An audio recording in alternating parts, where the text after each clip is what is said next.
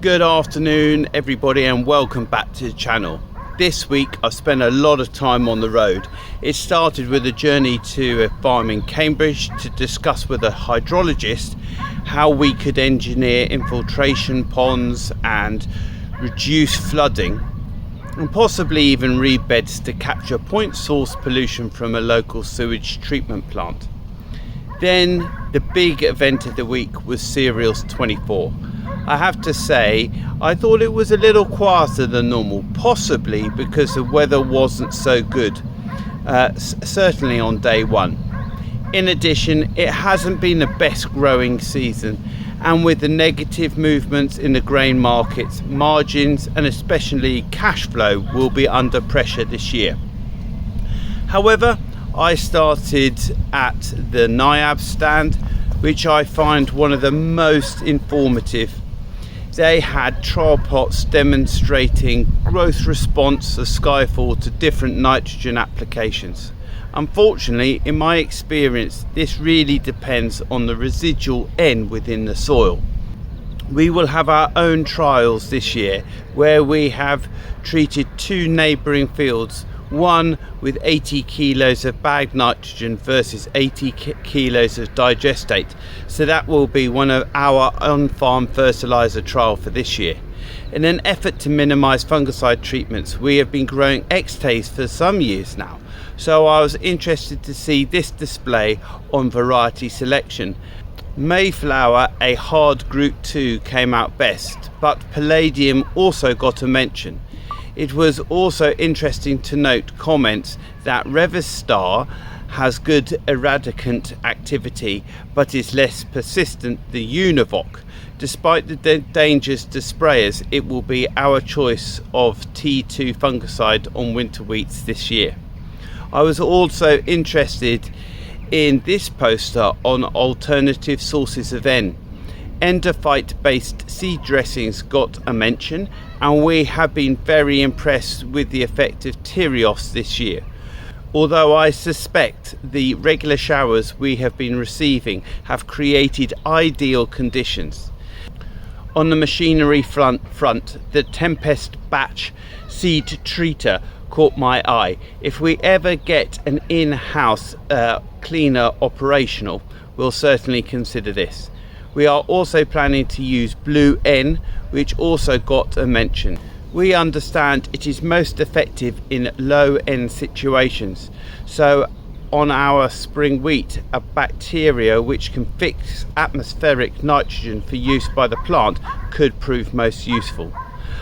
I was also interested in a poster outlining the predation of weed seeds within a regenerative system. They looked at blackgrass, wild oats and meadow brome, all significant pressures we have. Higher predation rates were noted in zero till compared to conventional, which is great news. While we're on the topic of predation, there was also a challenging poster on the effects of cover crops on invertebrates, with both earthworms and invertebrate groups showing no significant difference in either diversity or abundance after cover crops or clover bycropping. Building on my recent comments that carbon emissions or sequestration appear largely down to fertilizer application, here was a poster with approximately 83% of typical wheat CO2 emissions down to fertilizer production and fertilizer induced field emissions. However, NIAB noted higher yields per hectare help tackle emissions, primarily on the basis that lower yields resulted in more land being needed to produce a comparable amount of wheat. As you would expect, there was plenty of information on the benefits of improving soil organic matter and some data on the impact that the prolonged rainfall has had on soil structure. Unsurprisingly, soil in herbal lays fared better than soil in winter wheat, although interestingly there was no significant difference in soil structure between different cultivation approaches. It was interesting to note more sensors, information becoming available on soil nutrition, water, temperatures, for example in the pool tech, or more established providers like centre crop weather stations. Elsewhere on the Rothamsted stand, there was an interesting presentation on the different effects of different organic manures on N accumulation within the soil when controlled for carbon. When carbon values of 4 different organic manures were kept the same, interestingly, compost delivered the best improvement in soil N accumulation.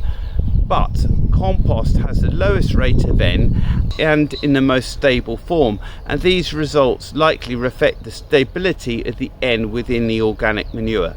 That's right, so you're getting more crop effect, but what about the carbon effect? Yeah, the carbon is it's quite similar to this trend, although there's no negatives here with the anaerobic digestate. You are getting a bit of build-up of carbon with each of these rates. Except straw, it shows pretty much the same trend. You're actually getting a reduction, in carbon and nitrogen. That's interesting. It makes sense for the nitrogen lockup, but not necessarily for the carbon. No, so what must be happening is because it's continuing to mineralise the existing nitrogen in the soil, that nitrogen is then allowing it to burn the carbon. So it's being respired effectively or whatever. I suppose, So it's actually burning through it all.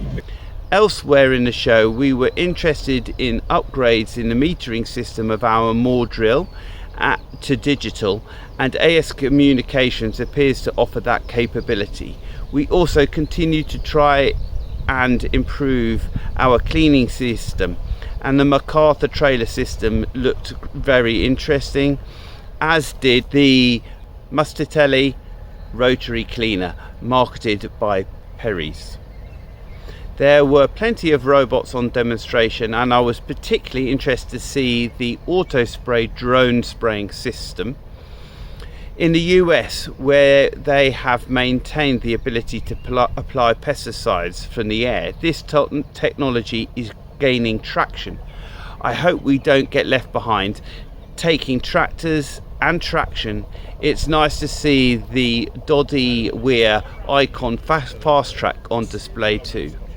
On the way out, we stopped at the Claydon stand, who were always strong with product evolution, and I like the sealed, greasable depth adjusters, so I think we might be investing in a set of those. Finally, the week ended with a brief visit to the Three Counties Showground in Malvern to present as part of a panel on farm diversification.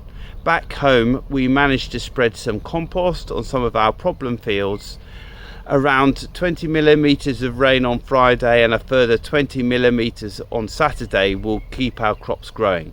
I remain hopeful that the rain will stop before harvest.